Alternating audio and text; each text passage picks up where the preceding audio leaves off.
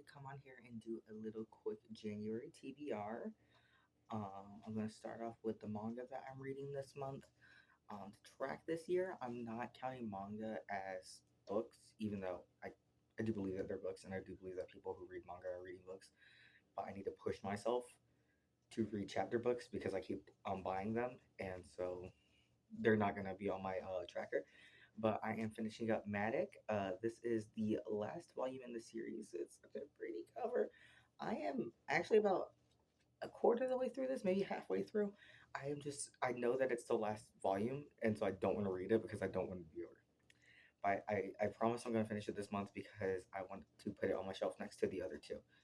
I want my little Matic sleeve to be complete. Although I do wish that these spines were prettier, because the front, the back, amazing, beautiful. The spine, eh. Um, until I meet my husband, this has been on my shelf. Not actually, not for that long. I think I got it about 2 or 3 months ago.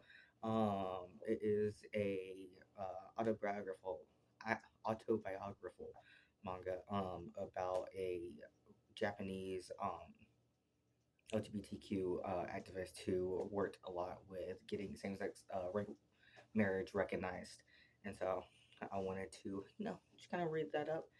Same vein, Torajime My Hero. This is volume 14. Um, this this manga probably my favorite BL manga of all time. It's a little problematic. Yeah, the age gets weird, but at the same time, I feel like they do it in such a way that like I forget how problematic it is, even though they keep on bringing it up. So I'll let it slide.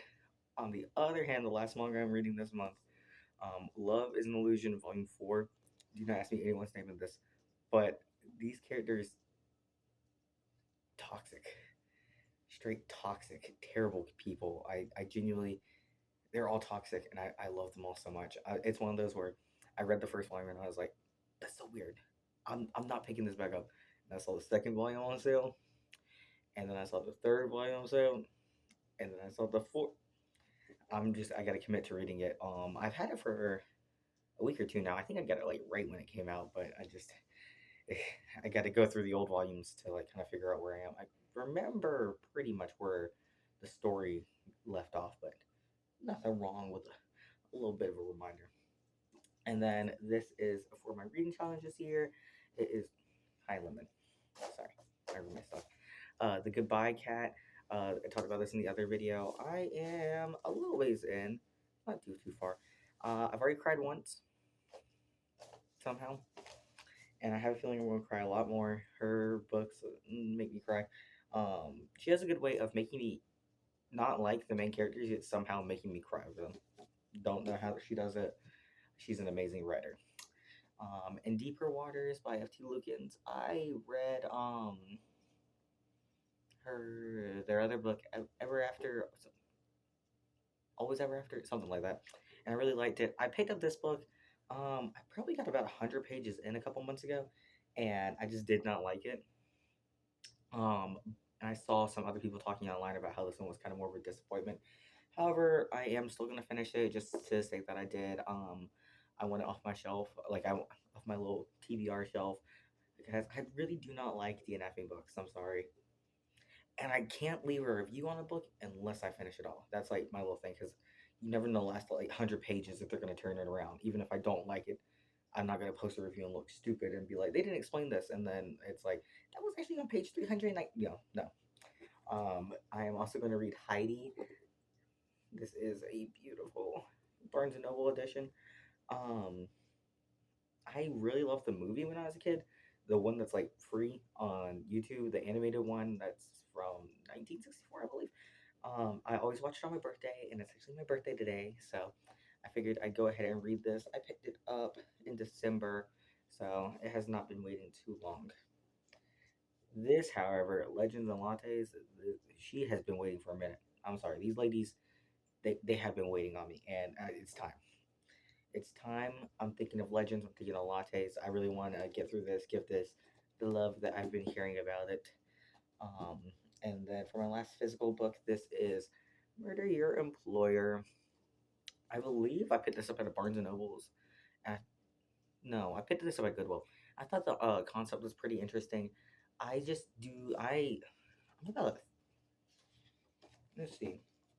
I I'm 70 pages into this book.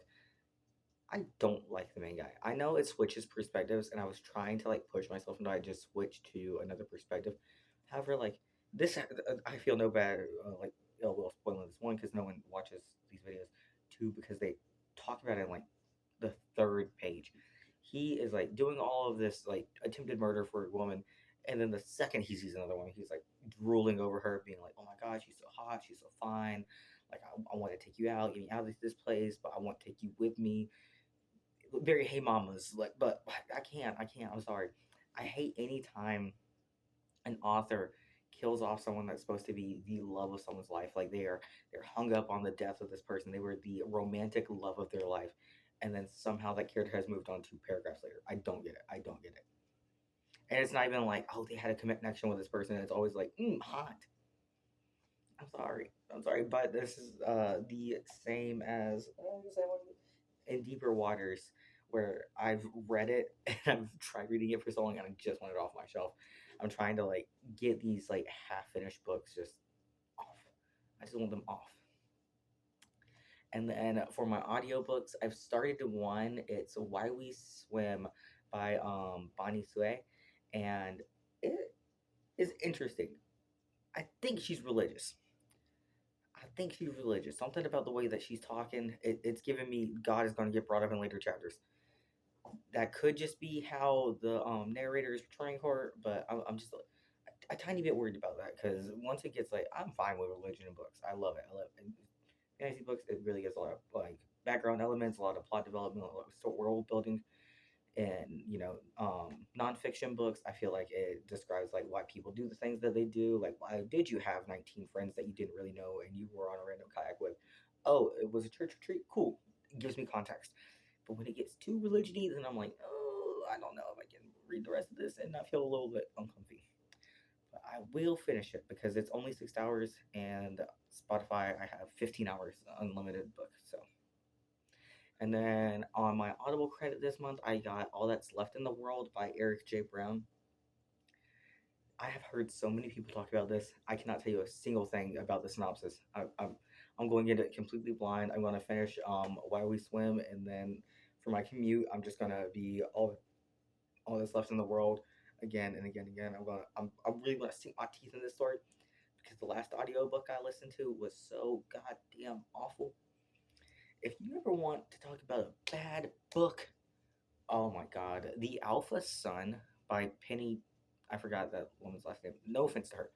I wish her all the best in the world. I hope that she gets a million likes on every book that she writes. However, me personally, fuck that book. Fuck that book, and I will not be picking up the sequel. I will pick up a sequel for a book I hate if I want to know more of the story. The Alpha Son does such a bad job on world building, on the romance, on every single part of the story, and I cannot even think, even fathom listening or reading another 300 pages about these characters. I like none of them. And I finished that book like 2 weeks ago, and I am still like seething over it. That book, you never listen to the Alpha Son.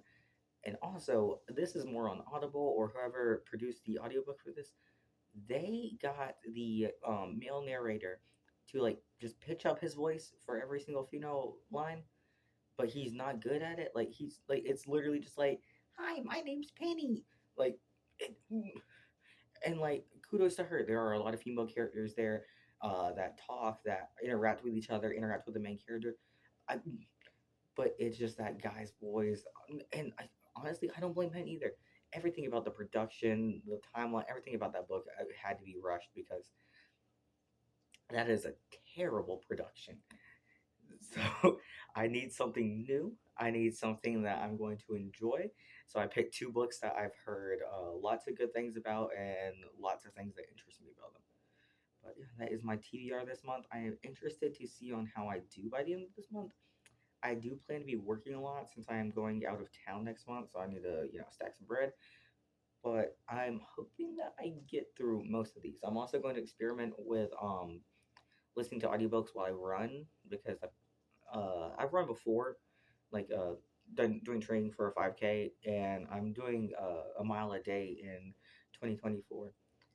And sometimes I feel it, sometimes I don't. I'll go like a month without wanting to listen to, like, I need music when I run, and sometimes I'm super into like an audiobook.